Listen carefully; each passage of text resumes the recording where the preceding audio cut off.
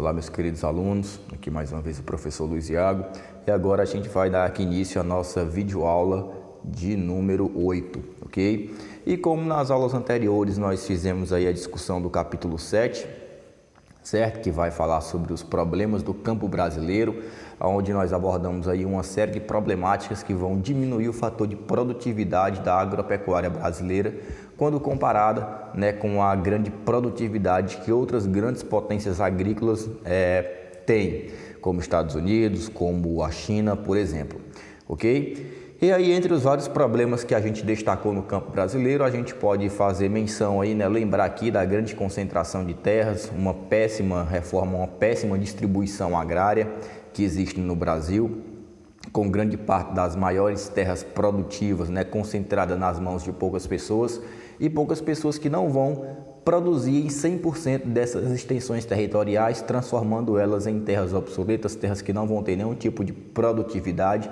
gerando aí um fator de atraso econômico para a realidade brasileira, certo? Falamos aí também, além da concentração de terras, da necessidade de uma reforma agrária urgente, feita no nosso país.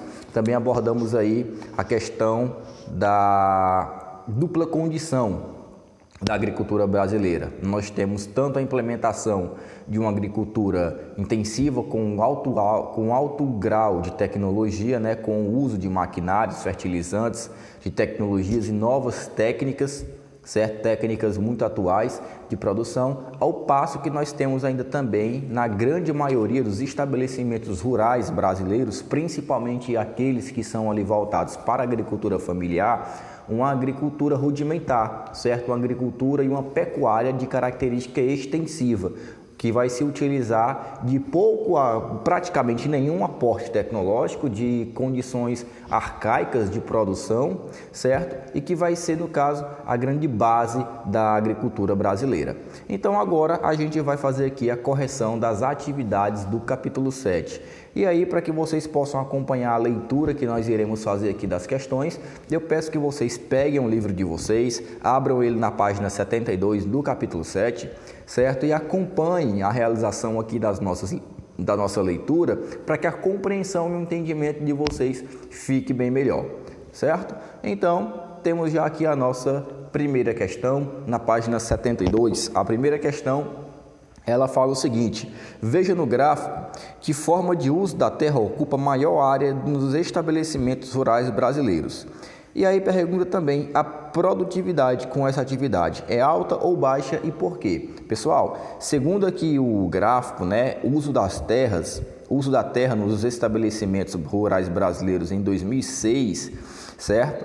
Que é inclusive um gráfico que a gente analisou aqui durante a explicação do capítulo 7, durante aqui a nossa discussão sobre o capítulo 7, nós vimos que grande parte ali das áreas, de uso da terra, das áreas de terra que vão ocupar, do uso da terra que ocupa as maiores áreas nos estabelecimentos rurais brasileiros, vão ser as pastagens. E quando a gente compara com outros países, a produtividade brasileira ela é considerada baixa em razão da predominância da agropecuária tradicional, que aqui se pratica, no caso, aquela pecuária extensiva, como eu já tinha explicado para vocês, que vai fazer uso de técnicas muito rudimentares, que não usam técnicas, certo, tão modernas. A segunda questão pergunta o seguinte: as áreas de lavouras são maiores ou menores que as destinadas a outras formas de uso da terra? Então, as áreas de lavouras elas são menores que as áreas destinadas às outras formas de uso da terra. Tá bom, pessoal? Basicamente, as pastagens, de animais ocupam grande parte ali do território. Dessas áreas que são destinadas ao uso da terra, temos aí 49% delas usadas para pastagens, enquanto apenas 20% dessa capacidade vai ser usada para a produção agrícola, para as lavouras, certo? E 31% vão ser formados por matas e florestas, geralmente são muitas zonas, algumas vezes, de preservação ambiental, que por isso são impedidas aí de serem utilizadas para a agropecuária, certo? Então, agora que a gente vai para a nossa próxima questão. A nossa próxima questão da página 76, certo? A página 76 ela já vai contar com as atividades do final do capítulo. Então, temos aqui as atividades da página 76 e da página 77. A página 76, ela traz a primeira questão, que vai perguntar o seguinte: quais são os aspectos mais marcantes do subaproveitamento do espaço rural brasileiro? Pessoal, quando a gente fala em subaproveitamento, nós queremos dizer aqui, essa palavra vai querer dizer, certo, pessoal? Que basicamente o campo brasileiro, o espaço rural brasileiro, ele não é completamente aproveitado, tá? Ele não é 100% aproveitado. Nós vamos ter no Brasil uma grande quantidade de terras, certo? Para a produção, que vão ser propícias para a produção, mas dessa grande capacidade a gente não aproveita toda essa totalidade. Certo? Basicamente, de 100% de toda a extensão agricultável do país, o Brasil ele cultiva pouco mais de 7%, 7,6%, não chega a cultivar nem 8% dessa capacidade total.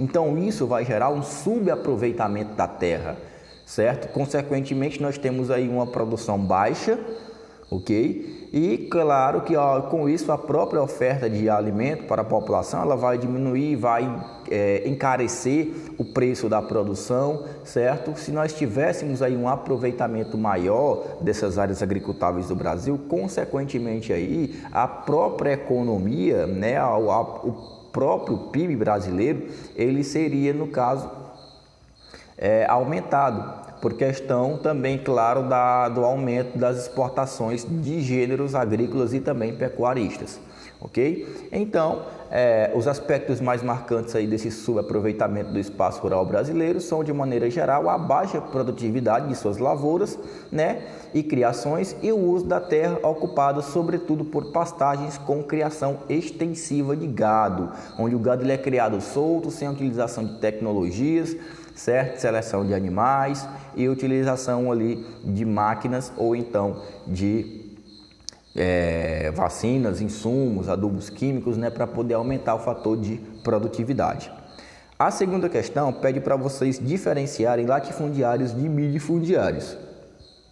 Bem, os latifundiários são os produtores rurais, né, proprietários de grandes extensões de terra, e os minifundiários são produtores rurais, donos de pequenas porções de terra. A terceira questão pede para caracterizar, né, caracterize a distribuição de terras no espaço rural brasileiro. Então, no Brasil, a maior parte das terras é ocupada por grandes proprietários rurais, enquanto as pequenas propriedades rurais, que são a maioria dos estabelecimentos, ocupam a menor parte das terras. Vale lembrar que grande parte da produção agrícola brasileira ela provém da agricultura familiar, certo? Os grandes latifúndios, pessoal, eles produzem gêneros de monocultura que são destinados para o comércio exterior, na sua grande maioria, tá bom? No caso do próprio abastecimento alimentar brasileiro, vai provir da agricultura familiar, na sua grande maioria. A quarta questão pede para explicar o processo de expropriação das terras no Brasil. Então, pessoal, a expropriação de terras, né, é o processo pelo qual os pequenos agricultores endividados, né, eles perdem sua propriedade rural, já que eles acabam utilizando as suas terras como pagamento de dívidas que eles contraíram com bancos, né, para poder implementar a produção. Certo? E essas terras, no caso, vão terminar sendo vendidas para empresas ou então grandes fazendeiros. A quinta questão pergunta o que é reforma agrária. E aí, ao longo do nosso estudo, do capítulo 7, a gente, né, analisou aí o que era a reforma agrária e a sua grande importância para o Brasil, para aumentar o fator de produtividade brasileiro. Então, reforma agrária é a reorganização do espaço rural com o objetivo de promover uma distribuição mais justa das terras, ou seja, entregar aquelas terras que não estão sendo produzidas, utilizadas para a produção, para as famílias, certo? Para que essas terras comecem a ser utilizadas produtivamente, ok? Para que que destine uma utilização social daquelas terras. Agora, é claro, pessoal, o governo ele tem que, no caso, criar condições e meios necessários para ajudar esse pequeno agricultor rural, né, a ampliar o seu fator de produção. E é justamente isso que vai tratar aqui a sexta questão, né? A sexta questão pergunta por que a simples redistribuição de terras não garante o sucesso de uma reforma agrária. Aí é onde entra a questão, o papel do governo, né? É necessário também que o governo ele tome medidas de apoio aos pequenos produtores rurais assentados, como, por exemplo, o governo tem que conceder facilidades na obtenção e pagamento de financiamentos bancários para que os agricultores possam comprar maquinário, fertilizantes, possam comprar sementes, né, para a produção, animais. É necessário que o governo também dê a garantia de preços na comercialização da safra para que o produto do pequeno agricultor rural possa concorrer no mercado com o produto do grande latifundiário, né? E também é necessário que o governo ele dê aporte técnico de agrônomos e veterinários aos pequenos agricultores rurais, para que eles possam dinamizar a sua produção. A sétima questão pergunta que medidas podem ser tomadas para evitar a erosão do solo, certo? Então, existem aí várias formas de prevenir essa erosão dos solos, entre elas o plantio em curva de nível, que a gente viu, né, no nosso conteúdo, na análise do capítulo 7, que são aqueles terraços em níveis que são feitos geralmente nas encostas, né? Que aumenta aí o fator de produtividade e também evita a erosão, que a terra ela se desloque e, no caso, torne aquela área imprópria para o cultivo, né? A curva de nível, vocês podem lembrar daquela imagem que parece uma série de degraus, tá bom? Temos aí também a preservação e recuperação de vegetação, né, das vegetações das margens dos rios e lagos e a preservação da vegetação natural em morros, né, montanhas e serras. A oitava questão, ela vai trazer aqui uma situação, né? Ela vai falar o seguinte: Pedro e a família tinham chegado do campo havia algumas horas e, desorientados, admiravam a grandeza da cidade. Parados na rodoviária, ainda não sabiam para onde ir, nem que destino tomar. O dinheiro recebido pela vida da terra era pouco. E aí temos aqui os nossos questionamentos. De qual problema social trata esse pequeno texto? Por que isso vem ocorrendo no Brasil? Pessoal, esse pequeno texto ele vai se referir ao problema do êxodo rural, certo? Quando as famílias, né, as pessoas elas saem do campo e migram para a cidade. Geralmente porque as pessoas ou perderam a sua terra, né, através do processo de expropriação, os bancos tomam a terra por questão do agricultor não ter como pagar a sua dívida, ou então essas terras estão terminadas anexadas por grandes latifundiários, certo? Ou então muitas vezes essas famílias não têm terras, né, elas tinham que trabalhar no campo para grandes fazendeiros, mas elas vão perder o seu trabalho, tá certo? Por uma série de fatores e vão terminar por migrar para a cidade em busca de melhores condições de vida, ok? É basicamente aí essa condição que é retratada por esse pequeno texto da oitava questão. Então, temos aí o problema do êxodo rural, né? Cujas causas são a perda da propriedade rural pelos pequenos agricultores, incentivada pela mecanização das lavouras e também pela própria criação do Estatuto do Trabalhador Rural em 1963, né? Que aumenta os custos dos fazendeiros e levou eles a dispensar muitos trabalhadores rurais. Então, o que é que vai acontecer, pessoal? Em 63, quando vai ser criado esse Estatuto do Trabalhador Rural, basicamente, os mesmos direitos que os trabalhadores urbanos tinham, né, vão ser estendidos aos trabalhadores rurais.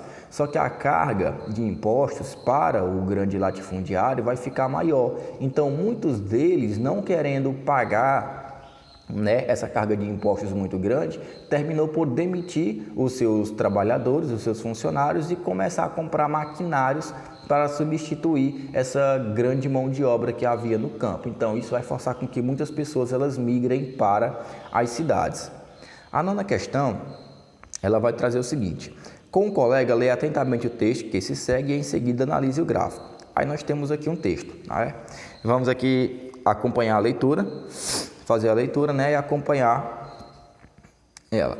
Pequenos proprietários grandes brasileiros. A maior parte dos agricultores brasileiros vive em pequenas ou médias propriedades, nas quais o trabalho é feito pela própria família. Como esses agricultores dispõem de poucos recursos, em geral, suas lavouras apresentam baixa produtividade. Ainda assim, os pequenos proprietários são responsáveis pela produção de aproximadamente 3/4 dos alimentos consumidos no país.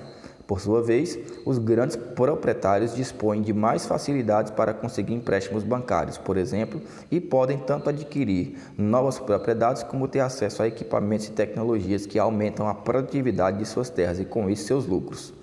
Uma das principais consequências desse fato é que os proprietários que permanecem praticando a agropecuária tradicional têm muito mais dificuldade de desenvolver suas lavouras e, em muitos casos, acabam vendendo as terras a fazendeiros ou empresas que praticam a agropecuária moderna, quase sempre voltada à exportação. Considerando a importância da agricultura familiar para a produção de alimentos e o emprego de mão de obra, entidades como a Organização das Nações Unidas para a Agricultura e Alimentação, a FAO, têm chamado a atenção dos governos para que destinem mais recursos aos pequenos agricultores. Aí aqui eu tenho o nosso gráfico, né? Estabelecimentos rurais com agricultura familiar. A agricultura familiar ela compõe aqui 84% dos estabelecimentos rurais brasileiros, enquanto a agricultura não familiar, geralmente aí o grande latifúndio monocultor, né? O grande latifúndio monocultor destinado à exportação, ele compõe 16% do território agrícola brasileiro. Então o texto basicamente vai falar sobre uma série de problemas que a gente já discutiu em aulas anteriores, que é o fato do governo ele não dar apoio financeiro ao pequeno produtor rural para que ele possa desenvolver a sua produção, desenvolver a sua lavoura, tá bom, pessoal? Aí aqui nós temos a letra A, a letra B e a letra C. A letra A vai perguntar o seguinte: a primeira frase do texto diz: a maior parte dos agricultores brasileiros vive em pequenas ou médias propriedades, nas quais o trabalho é feito pela própria família. De que maneira o gráfico nos mostra isso? Pessoal, o gráfico ele vai mostrar que em 84% dos estabelecimentos rurais brasileiros desenvolvem uma agricultura familiar. E na agricultura familiar, certo, entra em questão da produtividade toda a família, porque ela é que é a força da produção naquele pequeno estabelecimento rural.